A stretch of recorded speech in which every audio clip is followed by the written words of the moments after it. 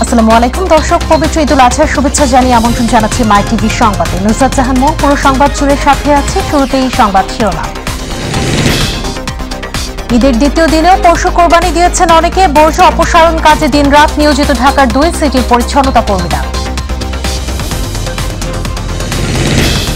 সাভারের ট্যানারিগুলোতে আসছে পশুর চামড়া। 1,10,00,000 কাঁচা চামড়ার সংগ্রহের প্রত্যাশা, বেশি লাভের আশায় মজুত করছেন মৌসুমী ব্যবসায়ীরা।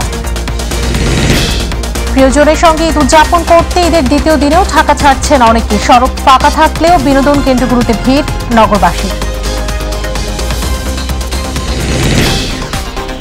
এবং বাড়ছে সিলেট ও সুনামগঞ্জের নদ নদী ও হাওরের পানি। ডুবে গেছে নিম্নাঞ্চলের সড়ক, জলাবদ্ধ সিলেট নগরী। পর্যটন কেন্দ্র বন্ধ ঘোষণা, বন্যা পরিস্থিতির অবনতি।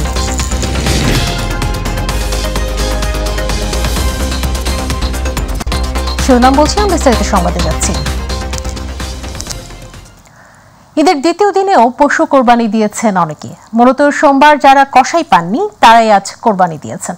এবছর 2 সিটি কর্পোরেশন কোরবানির পশুর বর্জ্য পৃথকভাবে অপসারণ কাজ করছে। এছাড়া পশুর বর্জ্য অপসারণের জন্য রাজধানী ঢাকার উত্তর ও দক্ষিণ সিটি কর্পোরেশনের প্রায় 19,500 পরিচ্ছন্নতা কর্মী নিয়োজিত রয়েছেন। আবু সাইদ রিপোর্টে বিস্তারিত। মহান আল্লাহর সন্তুষ্টি লাভের আশায় আর বংশীয় পরম্পরা অনুযায়ী ঈদের দ্বিতীয় দিনও কোরবানি দিচ্ছেন অনেকে। আবার অনেকে ঈদের দিন কসাই না পাওয়ায় ঈদের পরদিন পশু কোরবানি দিচ্ছেন। এদিকে কোরবানির পশুর বর্জ্য ব্যবস্থাপনা নিয়ে সন্তুষ্ট নগরবাসী। তারা বলছেন, অতীতের তুলনায় এবার উত্তর ও দক্ষিণ সিটি কর্পোরেশন ছিল বেশ তৎপর। যেহেতু প্রথম দিন কসাইয়ের খুব সংকট থাকে, এরপর ধরেন খুব ঝামেলা হয়, অনেকগুলা গরু একসাথে পড়ে, এই জন্য আমরা দ্বিতীয় দিন কোরবানির ব্যবস্থা করি। এটা মায়ের বাসায় নিয়ে যেতেছি, গেছে কালকে আমার বাসায় 2টা খাসি দিছি, আর এটা হলো মায়ের পছন্দ, মায়ের বাসায় নিয়ে যেতেছি, ওখানে কোরবানি দেব। রাজধানীর বিভিন্ন নগরীতে এখনো অনেক স্থানে পশুর বর্জ্য স্তূপ করে রাখা হয়েছে, ছিটানো হচ্ছে ব্লিচিং পাউডার। আর এরপর সিটি কর্পোরেশনের গাড়ি এসে নির্দিষ্ট স্থানে নিয়ে যাচ্ছে বর্জ্য। আল্লাহর সন্তুষ্টি অর্জনের পাশাপাশি পরিষ্কার পরিচ্ছন্নতাও খুবই প্রয়োজনীয় একটা বিষয়। এবার আমি পরিষ্কার পরিচ্ছন্নতা নিয়ে দোনো সিটি কর্পোরেশন অ্যাক্টিভিটিসে খুবই খুশি।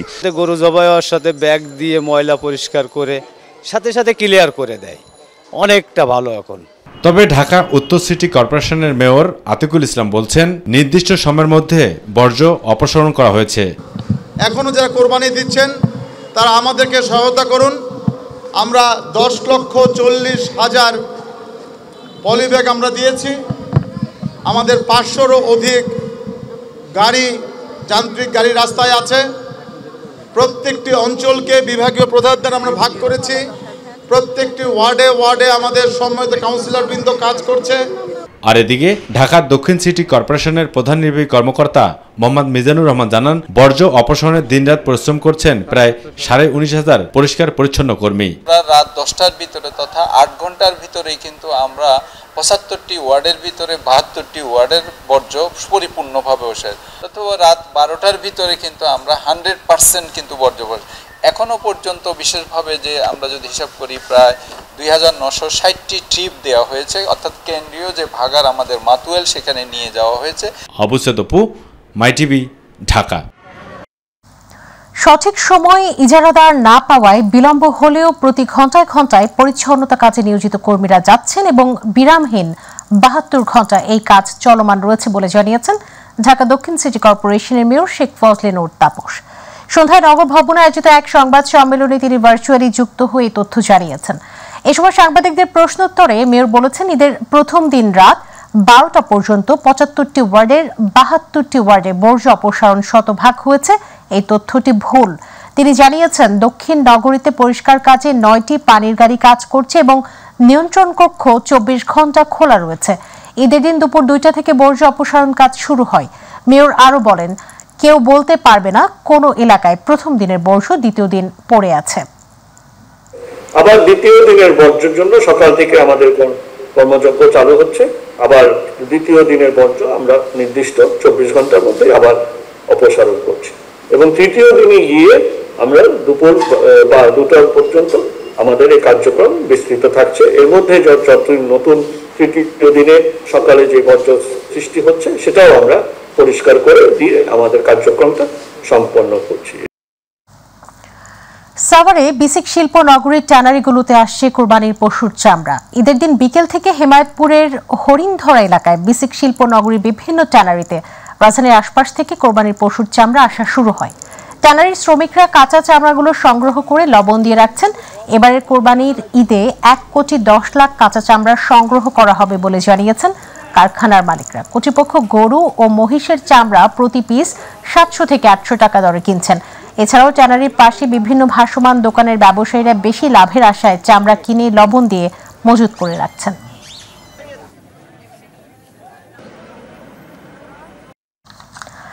প্রতি বছর রপ্তানিযোগ্য চামড়ার 50% সংগৃহীত হয় কোরবানির ঈদে।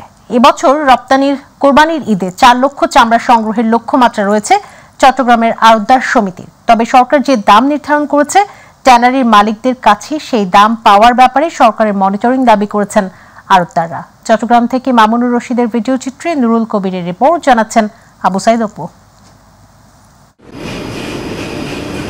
গেল কয়েক বছর ধরে চামড়ার বাজারে মন্দা থাকায় হতাশ হয়ে পড়েছিল মৌসুমী চামড়া ব্যবসায়ীরা। তবে এবছর চামড়ার দাম ভালো থাকায় মুনাফা করতে পারবেন বলে আশা প্রকাশ করছেন তারা।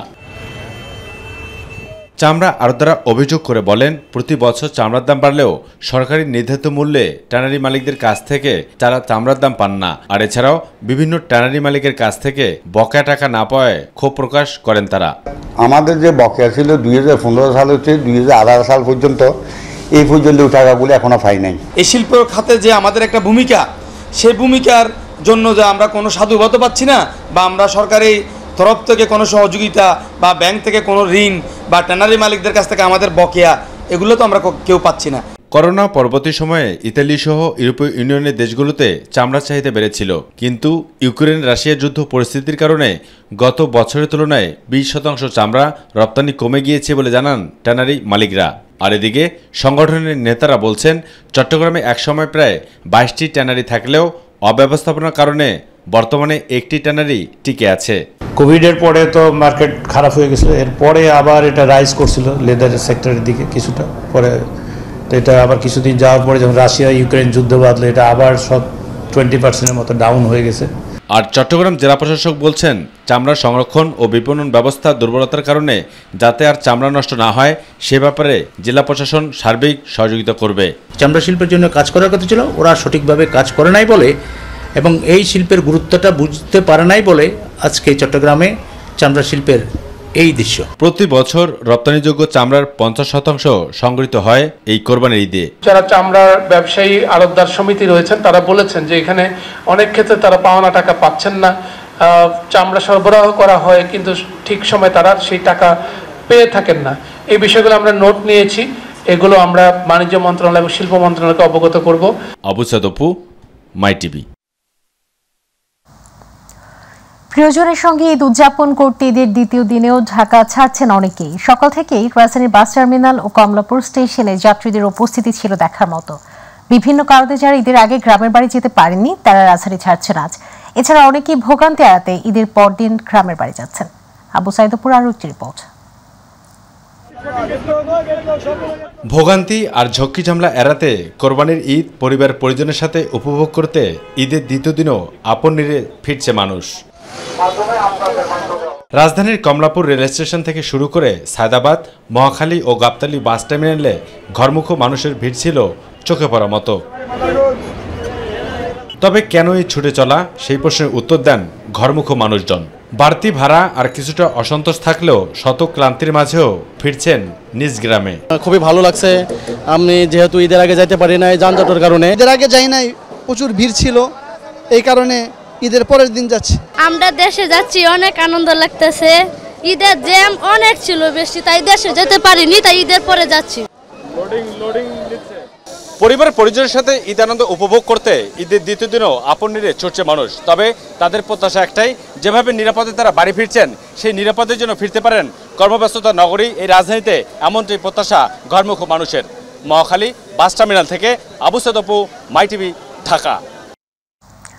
ঈদ আনন্দ উদযাপনে ভ্যাপসা গরম উপেক্ষা করেই রাজধানী বিনোদন কেন্দ্রগুলোতে ছিল উপচে পড়া ভিড়। পরিবার প্রিয়জন নিয়ে নানা শ্রেণী পেশার মানুষ চিত্ত বিনোদনের জন্য ছুটে যান মিরপুর চিড়িয়াখানা সহ নানা বিনোদন কেন্দ্রগুলোতে। দর্শনার্থীরা বলছেন, নাগরিক ব্যস্ততায় পরিবারকে নিয়ে খুব একটা একান্তে সময় কাটানোর সুযোগ থাকে না, তাই ঈদের আনন্দ ভাগাভাগি করে নিতে সময়টুকু কাজে লাগাচ্ছেন তারা। বিস্তারিত আমিনা হীরা রিপোর্টে। ঈদুল আজহা উপলক্ষে রাজধানীর অন্যতম বিনোদন কেন্দ্র মিরপুর চিড়িয়াখানায় দর্শনার্থীদের এমন ভিড়। বাঘ, হরিণ, সিংহ, হাতি, জিরাফ, ময়ূর সহ নানা প্রজাতির পশু পাখি দেখতে ভিড় জমান ছোট্ট সোনামণিরা। বাঘ, সিংহ, হাতি, ঘোড়া অনেক কিছু দেখেছি আর অনেক ভালো লেগেছে। এখানে জায়গাটা তাই সুন্দর আছে, অনেক পশু পাখি দেখেছি। বাঘ, সিংহ, হরিণ, লায়ন। ঈদের ছুটিতে পরিবারের ছোট্ট সদস্যদের প্রকৃতির মাঝে নানা পশু পাখি চেনাতে পেরে আনন্দিত অভিভাবকরা। বাচ্চাদের প্রকৃতির সঙ্গে মেলানোর জন্য আর কি, আমাদের যে আল্লাহ সৃষ্টি যত গাছপালা আছে, নেচার আছে, প্রাণী জগৎ আছে, তারা দেখতে কেমন, এটাই মূল কারণ আছে। সে খুবই প্রাণীকে ভালোবাসে, এই জন্য ওকে দেখানোর জন্য নিয়ে এসেছি। এদিকে ঈদুল আজহার ছুটিতে রাজধানীর সিনেমা হলগুলোতেও রয়েছে চলচ্চিত্র প্রেমীদের উপচে পড়া ভিড়। পরিবারের সদস্যদের সাথে নিয়ে পছন্দের সিনেমা দেখতে আসেন অনেকেই। সিনেমা তো বরাবর মতো প্ল্যান থাকে ঈদের ছুটিতে, তবে এইবার একটু ডিফারেন্ট। আপনার তুফান এবং মিড ম্যাক্সে যেটা হলো, এবার তো কোথাও আমরা টিকিট পাচ্ছি না, যে তুফান দেখার জন্য, কিন্তু আজকেও পাইলাম না, আগামীকালে টিকিট কাটলাম তুফান। আমিনা হীরা, মাই টিভি, ঢাকা। পাহাড়ি ঝড়ের কারণে বাড়ছে সুনামগঞ্জের সব নদ নদী ও হাওরের পানি, ডুবে গেছে নিম্নাঞ্চলের সড়ক, দুর্ভোগে পড়েছে 7 লক্ষাধিক মানুষ। সিলেটের 3টি নদীর 6টি পয়েন্টে পানি বিপদসীমার উপর দিয়ে প্রবাহিত হচ্ছে। এছাড়া আরও কয়েকটি পয়েন্টে পানি বিপদসীমার কাছাকাছি অবস্থান করছে। টানা ভারী বৃষ্টি ও নদী ও ছড়া উপচে পানি নগরীতে প্রবেশ করে জলাবদ্ধতা সৃষ্টি করেছে। এই পরিস্থিতিতে বন্ধ ঘোষণা করা হয়েছে সিলেটের সব পর্যটন কেন্দ্র। প্রতিনিধি আবু হানিফ ও মৃণাল কান্তি দাসের তথ্যচিত্রে আতিকুর রহমান তিতাসের রিপোর্ট। টানা বর্ষণ ও উজান থেকে নেমে আসা পাহাড়ি ঢলে সুনামগঞ্জের সবকটি নদ নদীর পানি বিপদসীমার উপর দিয়ে প্রবাহিত হচ্ছে। একে একে ডুবছে বাড়িঘর ও রাস্তাঘাট।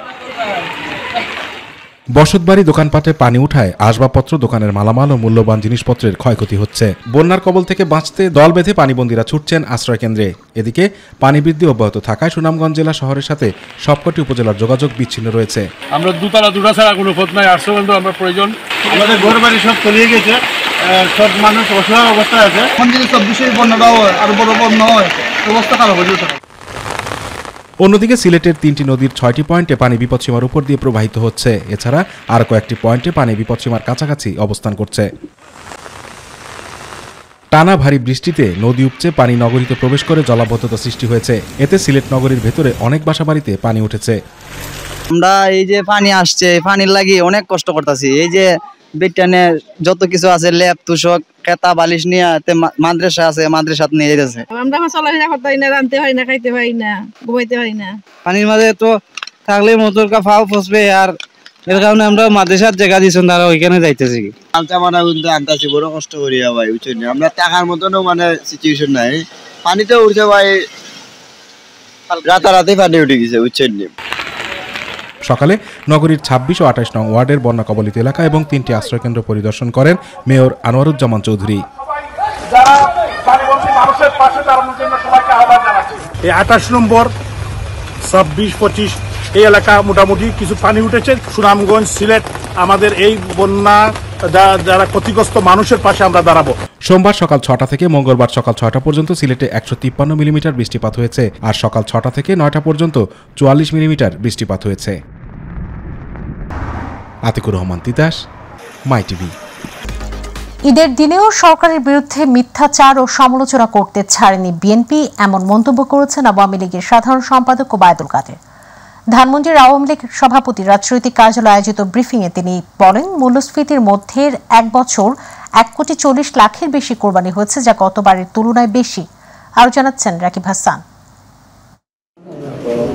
দুপুরে ধানমন্ডিস্থ আওয়ামী লীগ সভাপতির রাজনৈতিক কার্যালয়ে সমসাময়িক বিষয় নিয়ে সাংবাদিকদের সাথে কথা বলেন আওয়ামী লীগের সাধারণ সম্পাদক ওবায়দুল কাদের। মূল্যস্ফীতির কারণে ঈদের আনন্দ নেই, বিএনপির এমন মন্তব্য সঠিক নয় বলেও জানান তিনি। মূল্যস্ফীতির জন্য ঈদের আনন্দ একেবারে ম্লান হয়ে গেছে, এটা তো বাস্তবের ছবি না।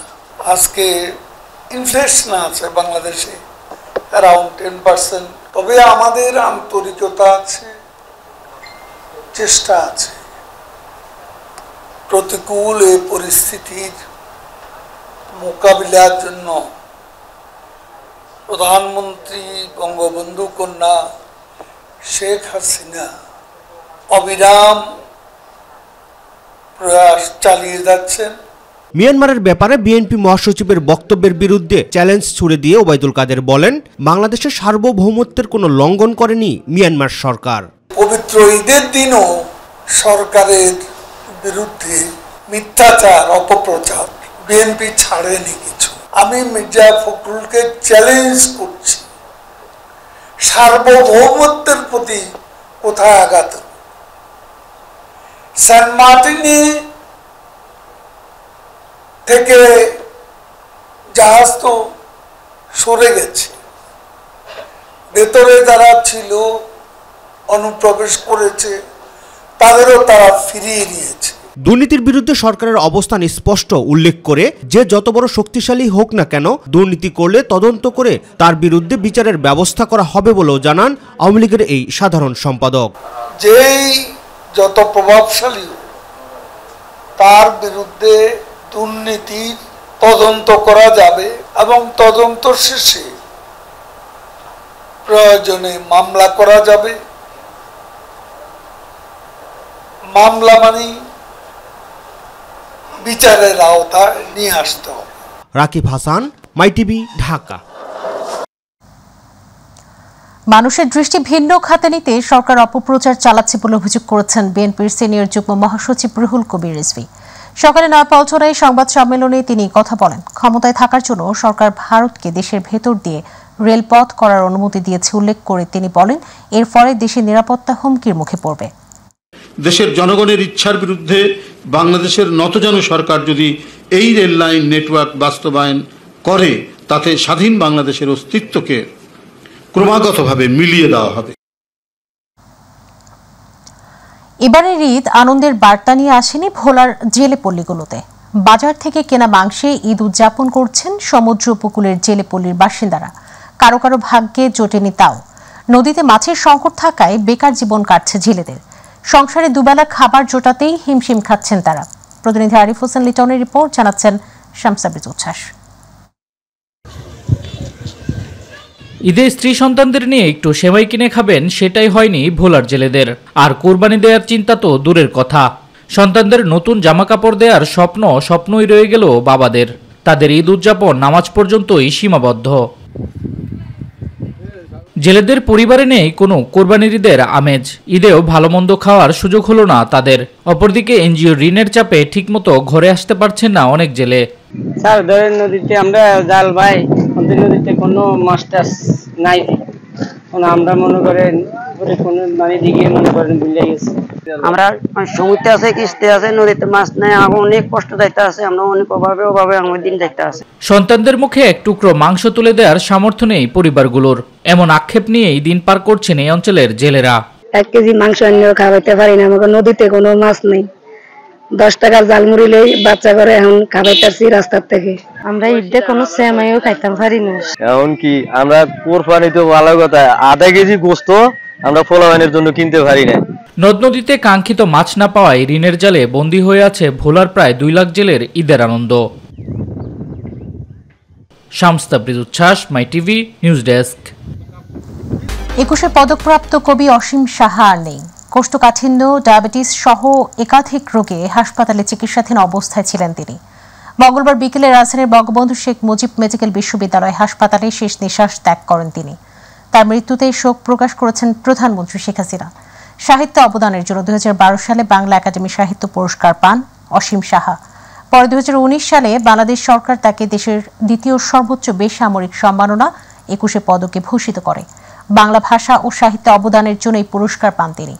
অসীম সাহা 1949 সালের 20 ফেব্রুয়ারি নেত্রকোনা জেলায় তার মামার বাড়িতে জন্মগ্রহণ করেন। তার পৈতৃক নিবাস মাদারীপুর। প্রবাসী সংবাদ।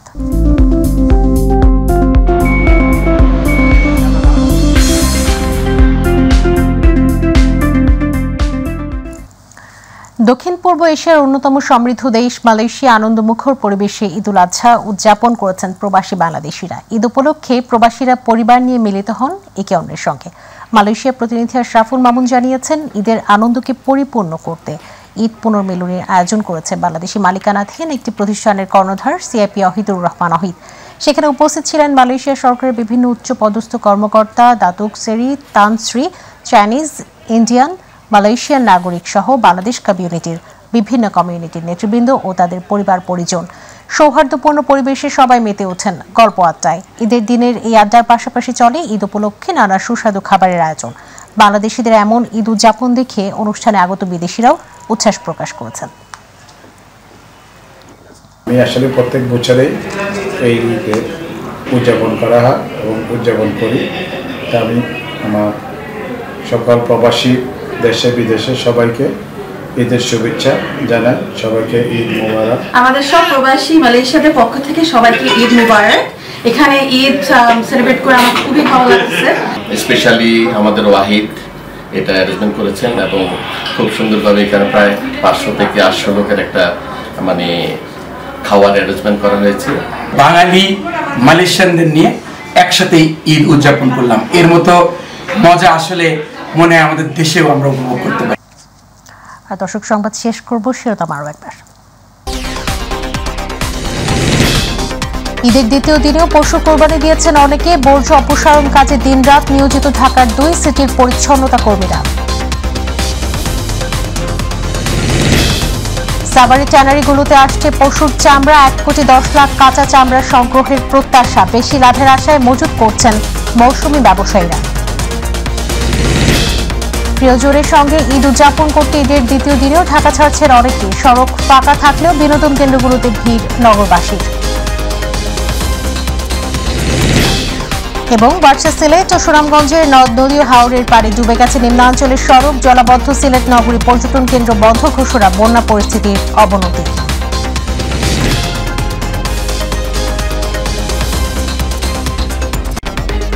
সঙ্গে থাকার জন্য ধন্যবাদ। এছাড়া ইউটিউবে মাই টিভি সংবাদ দেখতে ভিজিট করুন /mytvbdnews আর আমাদের অনুষ্ঠান দেখতে ভিজিট করুন /mytvবাংলা, ফেসবুক /mytvবাংলা। পরের সংবাদ দেখার আমন্ত্রণ জানিয়ে বিদায় নিচ্ছি। আল্লাহ হাফেজ।